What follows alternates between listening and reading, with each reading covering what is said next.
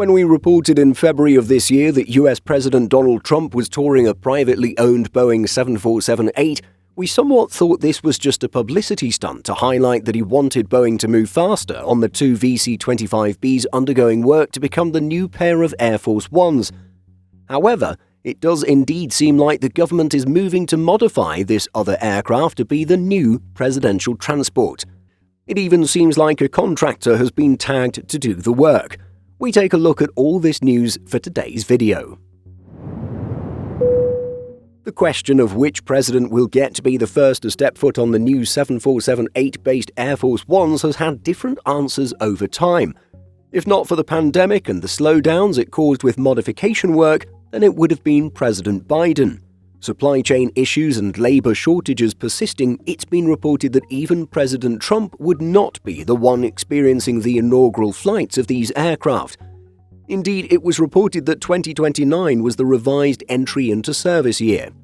And while Trump's advisor Elon Musk has spoken with Boeing's CEO and some security clearance requirements have been eased for workers on the project, it's unclear if or by how much this will expedite work. Enter the 747-8I registered Papa for Hotel Bravo Juliet. It appears that this could be the first Air Force One jet to replace the existing in-service VC-25A aircraft. Some media outlets note that this is an interim measure. The jet is 13 years old at the time of making this video and was first delivered to Qatar Amiri Flight in 2012. Touring the aircraft earlier this year at Palm Beach International Airport, Reuters quoted Trump as saying, "We may buy a plane or get a plane or something." Clearly, this was not an empty threat meant to pressure Boeing. According to planespotters.net, this ex-Qatar Amiri Flight aircraft was withdrawn from use in 2023, and it appears that a company was set up in the Isle of Man to take possession of the 747. That company goes or went by the name Global Jet Isle of Man. There are two clear indicators that moves are being made for this aircraft to be the next presidential transport. First is the aircraft flying to San Antonio on April 3, 2025, and second is the jet being listed by planespotters.net as due at United States Air Force. Sure, the website has been wrong before, but it's quite rare and most times information is accurate, and this seems like too much of a specialty case to make an erroneous data entry. On top of these aircraft records, we have slightly more solid news. Indeed, CNBC recently reported that the US government is working with defense contractor L3Harris Technologies to modify the used Qatari government jumbo jet. CNBC's source is a person familiar with the matter who wasn't authorized to speak to the media. L3Harris and Boeing declined to comment, while the White House didn't immediately comment. So if source information is correct, then yes, it does look like President Trump is trying to get a new Air Force One transport sooner and circumvent Boeing's contract in the process. Can L3Harris work faster than Boeing? Obviously, it depends on how much modification work needs to be done, or how much modification work the president is willing to go without. The most eyebrow-raising news has been that the president wants this aircraft to be ready by fall 2025. So there's no doubt that L3Harris will have to work fast and simplify modification work. As many of you already know, the VC-25As are modified 747-200s. As explained by the US Air Force, key differences include electronic and communications equipment, a self-contained baggage loader, front and aft air stairs, and the capability for in-flight refueling. It's understood that even the Boeing-contracted VC-25Bs won't have in-flight refueling capability, so perhaps L3Harris wouldn't need to worry about this type of modification work. The White House notes that onboard electronics are hardened to protect against an electromagnetic pulse, and Air Force One is equipped with advanced secure communications equipment, allowing the aircraft to function as a mobile command center in the event of an attack on the United States. The president may want protective systems on board this new jet that are present on the existing aircraft, including chaff and flare dispensers and other anti-missile features. Of course, if he is in a hurry to get a new jet and he feels like the threat and risk is low, maybe such work would be put aside. Now, our guess is that the President will not want to compromise on the interior finishing of the new jet.